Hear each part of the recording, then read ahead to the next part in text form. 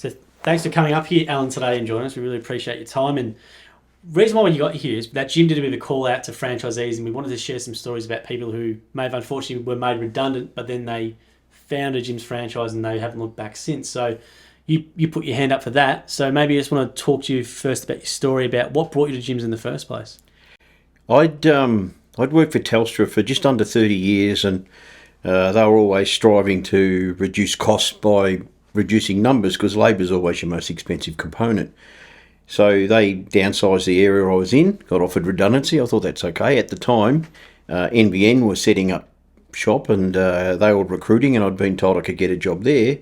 Unfortunately, the timing was bad. The government changed hands, and the Liberal government put a hold on NBN recruiting, and I was sitting at home for nearly 6 months, and I was just chewing through the package money that they'd given me, and I thought, well, hang on, that should be paying my house off. And then I was listening to SEN Radio, and Test and Tag Division had advertised on SEN Radio.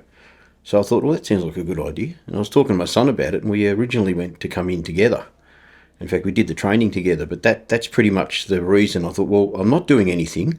I'm wasting my money I've got in the bank, sitting at home getting lazy, and I'd always wanted to run my own business. The part of Telstra I worked in, unlike some trades, didn't lend itself well to setting up your own business. I couldn't go and set up a telecommunications company in conflict with Telstra.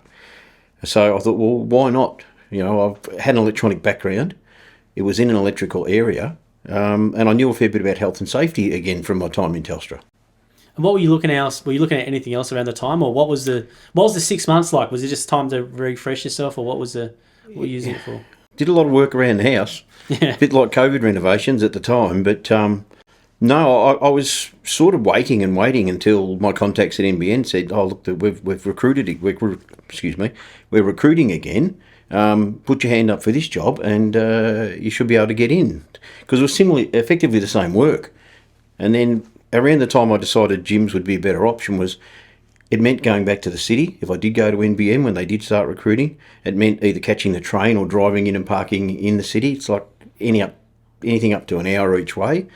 And I started thinking about, well, if I'm working for myself, I can set my own hours. I can work in locations I want to work in. And it started becoming more and more attractive the more I thought about it. And were you looking at anything else at that time, or was it just Jim's? No, not really. I think it was just the timing of when I heard the advertisement on the radio. I hadn't really started looking around yet. So I thought, well, yeah, why not? And then sort of once I got into that process and went through the brief assessment they did, then got involved in the training, it just become more and more a natural fit. And what's the training like? How do you remember that? The training is very extensive. It's very extensive from the perspective of, if I go out to an equipment supplier who supplies the tester we use, they'll give you 2 hours of instruction on how to use it, which pretty much covers turning it on and the basic testing. But what I've discovered in my time in Jim's is, if you can't explain to a customer why their $10,000 machine isn't allowed to be used, you get yourself in a lot of trouble. You don't get asked to come back. So the Jim's training was so much better because we spent days on working with the tester. We spent several days on testing different appliances that they had set up in the training room up the back. We had an accountant come in and tell us about how to set up our business. We had a guy from the construction industry come in and run us through our white card training or construction card training. And we did a lot of business type goal setting, role plays, all that sort of thing. And the training with Jim's took about 10 days. Now, compared to the sort of thing you get anywhere else, I don't think anything matches it. And what do you know, but what else is there as in terms of other courses around? Because there's a few test and tag courses I think you can do in like a day or something, and you can. So what's the difference with Jim's? I think the difference is the detail it goes into. Initially, when I did the training, we had a guy come out from Energy Safe Victoria who he was out here for 2 full days, and he brought out equipment that he'd set up as faulty. He'd actually manufactured faults into it so that we could get into the diagnostics and say, oh, that's what's wrong with that one. The companies that just, again, run the course for 1 day, it tells you how to do the testing. It doesn't tell you how to run your own business. It doesn't tell you how to set up the accounting component. In fact, the guy who came out, the accountant that came out, and spoke to us. He's my accountant still today. I spoke to him after the training, and I was that impressed that not only did he take the time to come out, so good marketing on his part, but he also has about 50 other gyms franchisees on his books, and a fair number of them from Test and Tag. So just the detail about all the other things. The Test and Tag training, yes, you can get that somewhere else. You can pay to go to a course somewhere and learn how to do it. But they don't tell you how to run your business. They don't tell you how to set your agenda when you're setting up appointments with your customers, or how to manage your customers if you've got issues. They never do role plays on what it's like to deal with a difficult customer. And some customers are. And the other thing that was very impressive in the gym's training, in fact, I enjoyed it so much I came back and did it a second time. Because under the gym's model, if you felt maybe you didn't quite get something the first time, once you've paid, you could come back as many times as you like. And the one bit that I found I wasn't confident with was going and talking to customers, cold calling, and saying, hey, I run this business. Can I talk to you about getting your electrical safety done? And I found that after the first few times I tried it, I didn't really get a lot of success. So I came back to do that one day of the training again, because the standalone technical training courses, they don't teach you to deal with customers. Well, it's not an easy thing to do, the cold calling. I know that it's a big part of, is a part of your training in that division. It was. It's a hit and miss type thing. You can knock on a lot of doors, but if you know how to talk to people and you listen to what they're saying, like in the early days, I had a couple of people that were interested, but not at that moment. But I didn't pick up on what they were saying. So by coming back and doing the training again, it made me pick up on these are the cues these people are dropping to say, oh, I really want to talk to you, but can you either tell me more or can you come back tomorrow? And I reckon as a result, I got to let at least 5 customers get away because I didn't pick up on the fact they just wanted a follow-up. They probably weren't the decision maker. They may have had to talk to their manager and they wanted to do that first. But I think in the end, I let a few get away. Do you remember, because you were so long in employment to now all of a sudden running your own business with that transition in the middle where you were the handyman at home. Yeah. But how was that like from a mentality point of view? Like, was it a conflict? Like, how was it? Because it's not an easy thing to do. In my 30 years in Telstra, I spent a lot of time in middle management. So I'd managed a lot of people, but then that teaches you to manage yourself, because if you can't manage yourself, you can't manage others. So I was comfortable with the managing of my own time and all that sort of thing. But setting up little systems within my own office to make sure that I knew when each customer was due, I knew how early to call them, to do all the invoicing, that was all new to me. So I had to learn all that. And the gym's training was a big part of learning that. Talking to my peers was a good part of learning it as well. Because a lot of the gym's training was run by existing franchisees. Yes, there were some guests that came in, but the bulk of it was run by existing guys within the gym's network. And going back to your first, let's say, couple of months in business, was there any advice you give to a new business owner now if you're in your own position? Yes, I would. When you come into a franchise environment like especially Test and Tag, and I'm sure the other divisions are like it, there are 3 ways you can come in. You can purchase a vacant territory, wait for the phone calls to come through the call centre, or go out and knock on doors in that territory and build up from zero. You can buy a vacant territory and then buy excess customers off of existing franchisors or franchisees that may have grown too big and are too busy. Or you can buy an existing business. And what I did was I went with option 3 and I bought an existing business because the guy who was running it, he had about 3 days worth of work. So he wasn't working too hard. So it had scope to grow, but I earned money from the first day. Plus, by buying an existing business, he became a resource to me. In the 6 weeks before he finished, I went out with him nearly every day, got to know some of the customers and some of the nuances about the different types of equipment they use. And then after I took over, he stuck around for another 6 weeks. And even then for another 6 months on the phone if I needed him. So I think the model you pick to go in on decides your comfort level. Now, obviously there's a cost. It cost me a lot more to buy an existing business because, the territory, the training, no matter which way you come in, you're paying for those. You've got to get a vehicle, you've got to get equipment. But I also bought his customers, so that added an extra cost. But it meant that I got paid straight away. That's a really, really good point. And now with the division, let's talk about how it's evolved. So was it fire safety as well when you started, or was that later on? I can't remember the exact timing of when I believe they were either dabbling in fire safety or some people were already trained to do it and some weren't. But I definitely wasn't trained from the start. I had to come back at a later date and do a different training course in the same room. And that's where we learn all about the exit lighting and the fire hydrants and hose reels, all that sort of stuff. And we had to get that qualification before we could go into that work. And it's a good fit, the exit lighting and the fire fighting equipment with test and tag. It's a good fit because you can package it up with your customers and charge them a more competitive rate. Because, for example, an electrician will come and test your exit lighting, but he'll charge you $100 to turn up and then whatever time he's there. You can get someone from a firefighting company, they'll come and do the fire extinguishers, but they'll charge you a call-out fee as well.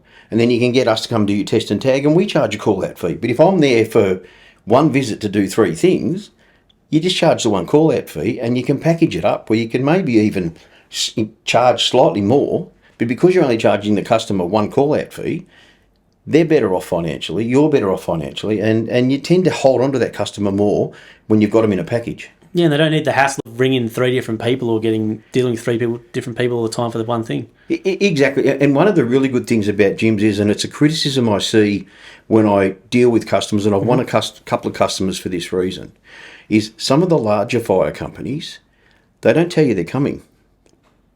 I won't name names, but my customers have said, bloke from company X just turned up and we weren't ready for him to come. We were doing something, that was very important to our business and we didn't want to let him in, and he got all in our face saying, but you have to do it. It's regulation. Oh, really? Yeah, that's true. It is regulation. It needs to be done.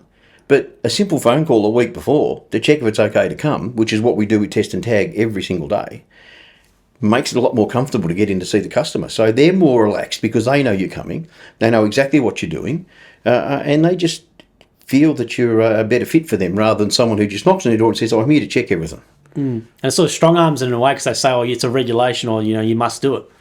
They do. They do. And look, I get asked that question around regulations and what I need to do and why to do that. And I try and say things like, you must, you have to. But in the end, some of those things are covered by the Victorian Building Code. Some of them are covered by Australian standards. Some of them are compulsory, some of them aren't. There are some things, though, that, if you don't do them and you have some sort of incident, your insurance company will say, well, I'm sorry, I don't want to know you. So I try to work with the customer to get them to come to the realisation that, look, this is important, I need to get it done. Let's talk about the services on offer from Test and Tag. So it's not just Test and Tag, but maybe you want to give a run through to the people wondering what exactly you do, the full gamut of it. Well, the ones I've mentioned already, obviously Test and Tag, which is the electrical appliance testing. There's the firefighting equipment, which covers everything from fire blankets right up to fire hydrants. Now, each of those need a different level of qualification. Not all of us do all of them, but most of us have a link into a specialist that will. But most of the Test and Tag blokes have got the ability to do all fire blankets, all fire extinguishers and hose reels. We do RCD testing. Safety switch, another word for them is safety switches, so we do that sort of testing as well. We do microwave leakage testing. Not a huge demand for that. The only place you tend to see that is in commercial kitchens, but I know several of the blokes do it for companies like Red Rooster. Some do it for McDonald's franchises. And I did have a customer recently we visited who, for no reason, came in and said, I need you to test me microwave leakage because I see it's on the back of your card.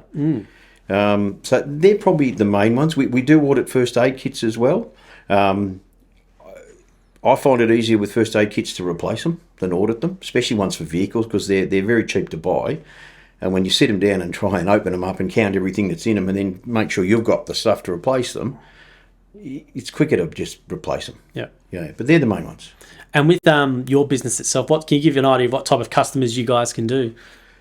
There's no limit. If anybody's got an appliance that plugs into something that's electrical, if they've got a fire extinguisher in their truck or in their building, if they've got a microwave in their kitchen, if they've got a first aid kit in their office, and all workplaces, whether it be a car or an office or a factory, they've all got to have those sorts of things. They've got to have electrical safety done, got to have RCDs checked.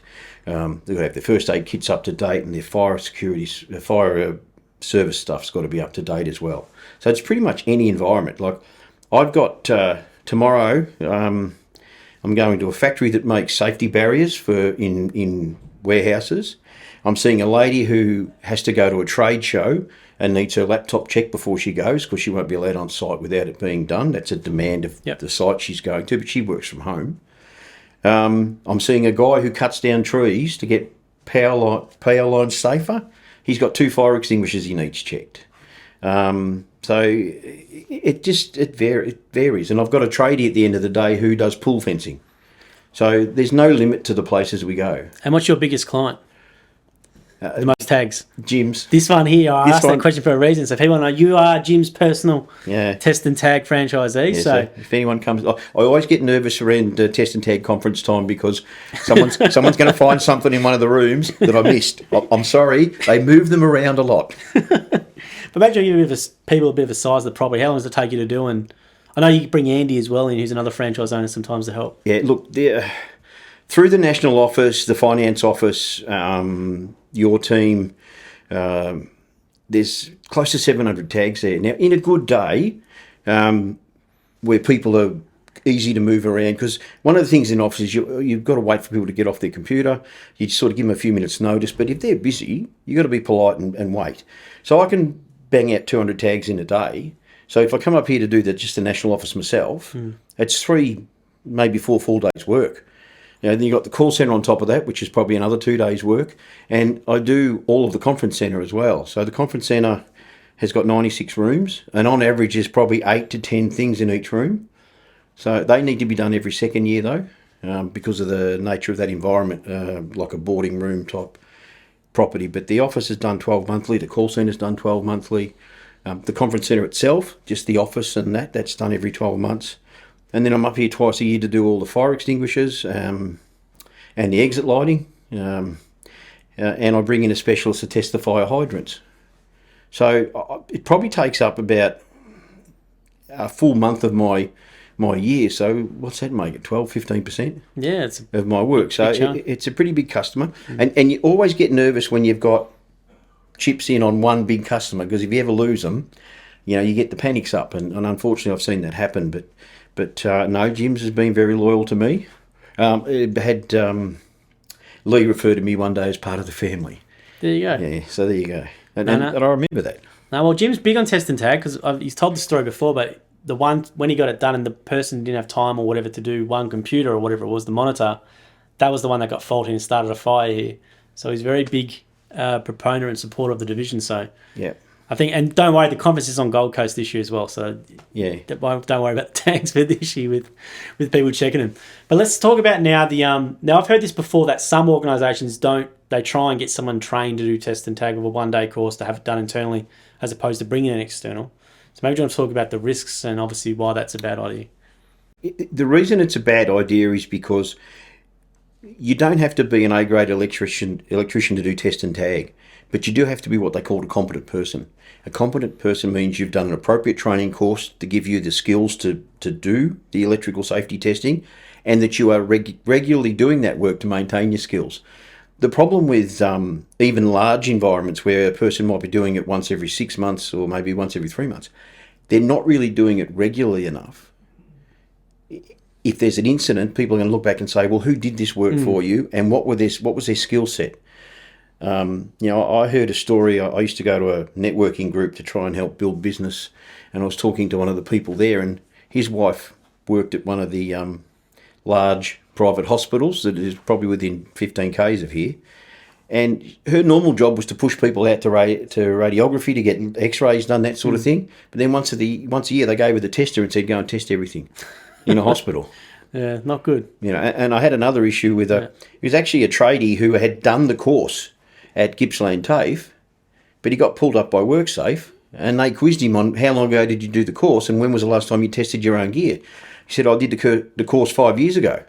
When did the last time you tested your gear? He said, 5 years ago. Oh, no. So he was in trouble with WorkSafe straight away. So you're going to get yourself in trouble if you have an incident, because it's just not the right thing to do. And I think also with you guys dealing with, like, who do you normally deal with in the company with this sort of stuff? Is Is it the operations manager? Who do you guys normally deal with? OH&S people or? In this? No, just in general, like with your... who's reaching out to you? A lot of my customers are reasonably small. And when I say reasonably small, they might be, somewhere between, 10 and 50 employees. But that could be a factory the size of a football field as well. So once they get big enough to have an occupational health and safety representative on site permanently, it's normally that person. Where they don't have that type of person, it could be the actual owner of the business. Like with the tradies, it's always the owner because he's the tradie. When I come up here though, it's IT support for the national office. I go direct to the manager of the call centre for the call centre, and I deal with I've forgotten her name now. Lee's sister. Oh, Tina. I deal with Tina if anything to do with the conference centre, or whoever's working down there at the moment. Yep. And I was going to say as well, with your standards of testing, do you want to talk about leakage testing for people who might not know what you guys do with that? Yeah, leakage is that's the fourth test we do. The first three tests are physical inspection, because most of the failures are physical damage.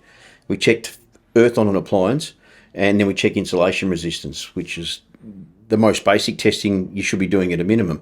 But then the extra tests we do to give extra value, and there's a very good reason I'll go into in a minute, but the leakage testing is very basic, so I don't want any electricians, ringing you up and telling me I explained this wrong, but this is how I dumb it down for customers.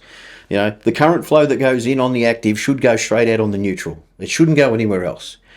If what we're measuring coming back out doesn't match what went in, the machine will tell us that it's wrong. And if it gets too high, that means that current is leaking somewhere. It could be going to earth. It could be in the case of the appliance or the tool that the person's using.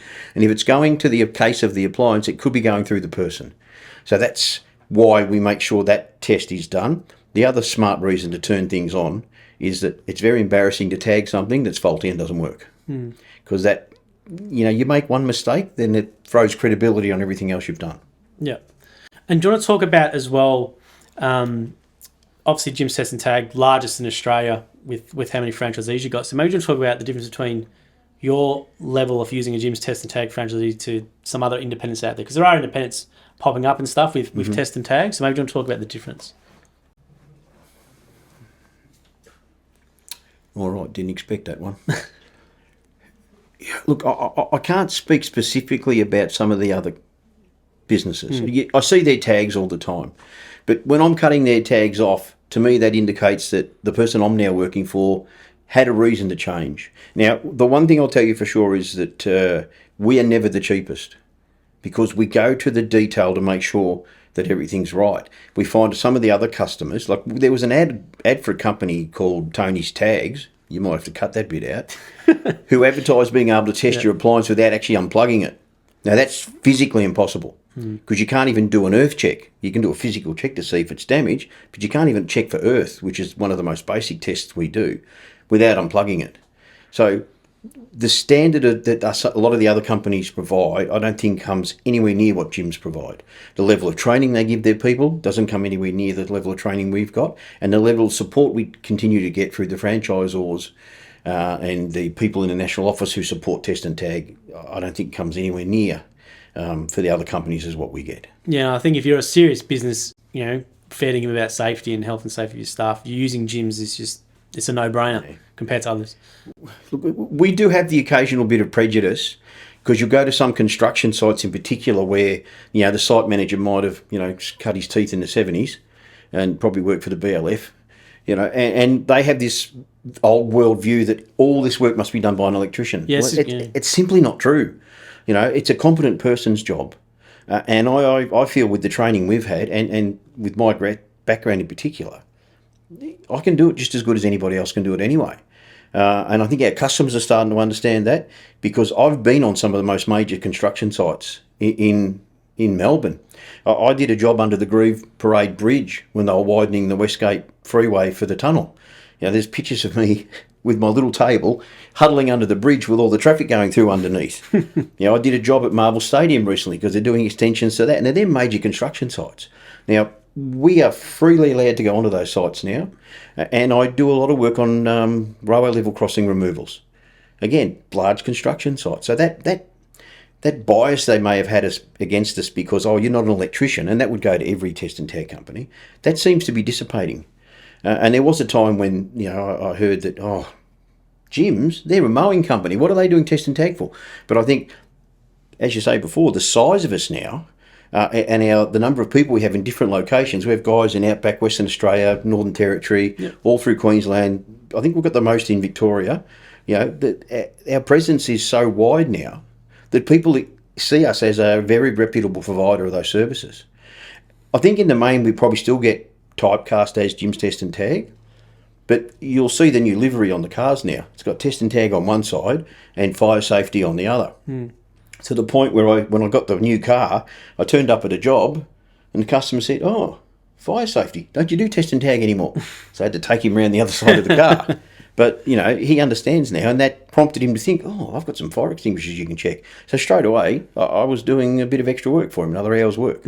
It's a great point we said about the electrician things. We get, occasionally we get comments when we post some content about, oh, you've got to be a qualified electrician and what they know. But I want to be clear as well from talking to Andy about this was electricians call you sometimes. Correct. And this is the point. Electricians are actually calling you to do this stuff. I've got 3 or 4 electricians who call me regularly to do work for them. I've gone out and helped them quote for jobs and that they are quoting for. They want all that customer's business, and a component is test and tag. Electricians in the main, and I'm not saying all of them, but in the main, they see test and tag as what the apprentice would be doing in his first year, and that's when they learn to do it as a first-year apprentice. But they're not doing it all the time, so you'd have to question, under that, am I regularly doing that work? A lot of electricians still do. But they prefer not to. They'd rather be up in a roof putting in lighting, rewiring a switchboard. They want to do all the exciting stuff about electrical work. Test and tag to an electrician is down the mundane, boring end. But I don't find it like that. It's provided me a very good living. Like when I worked for Telstra, I was in middle management and had a reasonably good wage. But because of the tax advantages of working for yourself, the lower overheads, the ability to depreciate things, I didn't notice any drop in my income. I was still living the same lifestyle for 8 years that I had when I left Telstra. So sorry I got off the track on you there. But no, that's good. It's been great for that reason too. Well, how's your lifestyle been then for the 8 years? How have you found it all? Well, I've just turned 60. So I'm looking to retire now. But I'm more than likely going to just wind down. I remember before I mentioned about, we'll have people that come in, they may not have enough work. I've got too much work. So I've been selling a few customers off to some of the newer guys, and that's why today I had some free time. So I'm starting to manage my time. Like the guy I bought the business off, he worked about 3.5 days a week, and the other day and a half he either worked around his house or rode his motorbike. So you can balance your lifestyle. So I'm keeping up my standard of living financially, but still doing the things I want to do with working less. So some of those days might be hard days, but it doesn't matter. How have you found the stress levels compared to what you were doing previously, or just overall mental well-being? I don't find this job very stressful at all. If you get a customer who wants to complain about something, it can get a bit stressful, but fortunately 5 stars, haven't had one of them.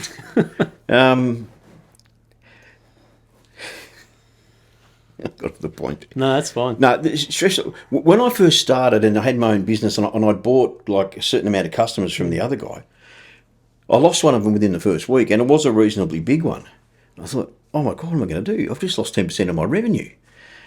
And it was simply because they said they were going to hire an electrician on site to do the work. So I'm panicking. What's going on here?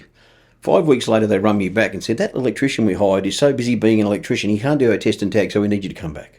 So that one came back to me.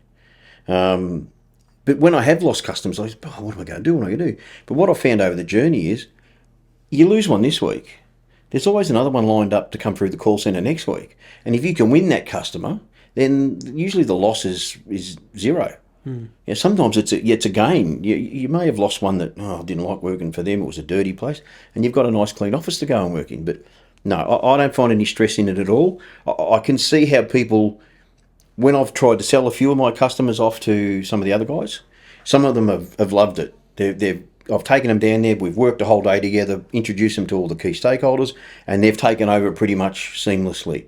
But then there've also been a couple of guys, I'm really worried, what happens if they don't like me and they decide to leave because of it and I've paid you for them? My experience is that doesn't happen. So I encourage people to don't be afraid to step in and buy extra work off people if you need it. But I don't find any stress in this job at all. You know, whereas working with Telstra for as many years as I did and managing large groups of people, I'd be starting at 7 a.m, finishing after 5, and then spending an hour driving each way. You know, my normal day now is I might start on site at 7 with a tradie who I want to get out of the way early, but by 2:30 the car's pointed at home and I'm going home, and I might spend half an hour doing the invoices for that day, and then that's pretty much it. By 4 o'clock, I'm getting ready to decide what's for dinner. So you've created, probably, well, how much time extra? Maybe 16 hours a week, maybe extra, or something you've created yourself. Yeah, pretty much. Yeah, and what do you do with that free time? I do work around my own house, I suppose, but no, what I tend to do is I cobble the hours together, and I go and have a game of golf on a Friday afternoon, or if I know a mate's looking for someone to play with on a Wednesday morning, I might schedule my work so I don't start till 12 o'clock. And we'll go and hit off at 6:30 in the morning, and by 11:30 we're finished, and I'm at my job at 12 o'clock. So it's just might watch a few television shows I'm interested in, but you can do anything really. If you've got any hobbies you want to look into, I like to trace my family tree, so I do that a fair bit. That's very time consuming. What do you use to do that? What do you use to do? How do you do that? Do you do it manually? Are you doing Ancestry, or what are you doing? I use ancestry.com. Yep, .com, yeah. But I've also got myheritage.com up as well, because what tends to happen is a single source isn't reliable. You got to go multiple sources. I use a site called archives.com as well, and for close family members or direct family descendants of mine, or that I'm a descendant of, I'll go to birth, deaths and marriages and pony up some money. It is good to, when you're getting into that, to leverage off hard work other people have done, but then you share your hard work as well. It's not a one-way street, but sometimes you find things that don't add up, and you've got to go and buy the documents to actually look at and see who's telling lies. There we go. And I was going to say as well, so someone might be listening to this, and obviously the economy is a bit doom and gloom at the moment with, house prices, recession and stuff. If someone was made redundant or whatever, what would your advice to be to them if they were looking at something like a Jim's franchise or doing their own business? I would recommend to anybody who has the confidence, or even is even a little bit nervous about it, to at least consider it, to come up and talk to people who can explain to them how it works. Because, like I said, I'd never run a business on my own. I'd pretty much come out of high school, did my apprenticeship, went to Telstra. So I'd either been 2 companies in 34 years. So the running of a business, while it was something I felt I was always capable of, it was never tested for me. And people will be surprised how easy they take to it. Especially if they manage their time well and they set their objectives. And the basic business training we were talking about before with Jim's, it gives you the tools to do that. To set up how you want your business to run, to get your accounting right, and use the people who are skilled. Like, I don't do my own accounting. I pay someone to do that because it's complex. So I don't want that to be wrong, because I don't want the ATO knocking on my door and saying, we'll have that nice little car you got out the front because you haven't paid your taxes. So I get them to do that because they save you money. I don't think I've had a year where my account hasn't saved me money based on what I pay them.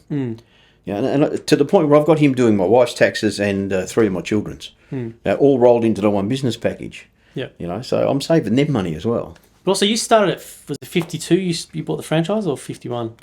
How old was I? Yeah. I started in 2014. I would have been 52, just turned 52. Yeah, which is could be a daunting thing for people, but it does just show it's never too late to start or to do something new. No, it's not. It's an unrelated story, but a best friend of mine, in her 50s, decided to go and do a nursing course. And she just qualified, I think, this week or last week after all the training and the graduate year. And she'll turn 59 this year.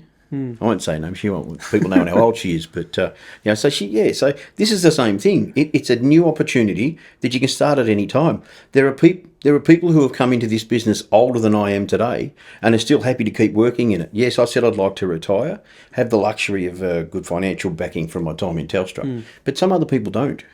So they need to keep working. Pension age in this country is 67. So if you can't support yourself, you don't get a pension till you get 67. Well, if you've got made redundant today and you've still got 10 years to go, this is a good, comfortable way to get yourself to 67. That's very good advice, Alan, and thank you for providing us with a lot of good info. And hopefully people, if you are thinking about it, gyms.net or 131546, and come out for a trial day. I think that's always a good thing to do. And I know Jim's very happy. And did Jim give you a 5-star review before we let you go? Has he given you a review on the system? What I might have to do, so it wouldn't be Jim personally. I'd have to get Tina or someone else I deal with, the IT blokes, to do it. But mate, because I know the call centre will actually call people direct if I mention a customer's name. You don't give them the bad ones. No bad ones. 5. That's right. Yeah. So I want my sticker, Jim. I want the 5-star franchisee sticker for my car. I think we've got some of them. We might have some in the office we can give you, but yeah, we'll do that. But thank you very much for your time, and we really appreciate you coming out on your problem, mate. time. Appreciate it. No problem.